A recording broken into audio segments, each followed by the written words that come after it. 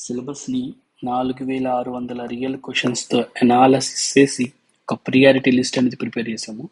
So ఇది syllabus decoding part 2. ఎవరైతే SSC CGL tyre 1 exam కోసం ప్రిపేర్ అవుతున్నారో వాళ్ళ కోసము ఈ వీడియోలో క్వాంటిటేటివ్ యాప్టిట్యూడ్ గురించి మనం మాట్లాడుతున్నాము. ఈ 4600 క్వశ్చన్స్ కూడా 2025లో 46 షిఫ్ట్లలో ఎగ్జామ్ అనేది జరిగింది.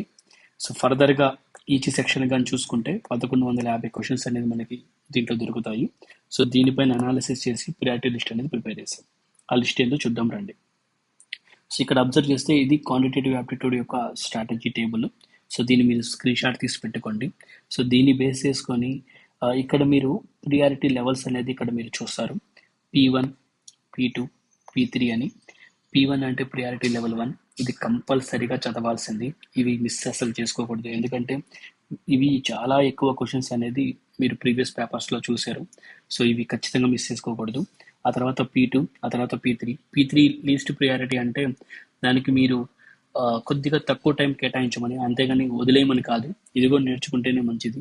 ఎందుకంటే ఒక్కొక్కరికి సామర్థ్యం ఒక్కొక్క విధంగా ఉంటుంది. సో దాన్ని బట్టి ప్రిపేర్ అయితే బెటర్. కానీ ఇది ప్రీవియస్ ఇయర్ పేపర్స్ని అనాలిసిస్ చేసి ఇచ్చిన టేబుల్. సో దీనికి ఎక్కువ వెయిటేజ్ ఉందని, దేనిపైన ఎక్కువ టైం అనేది స్పెండ్ చేయాలని.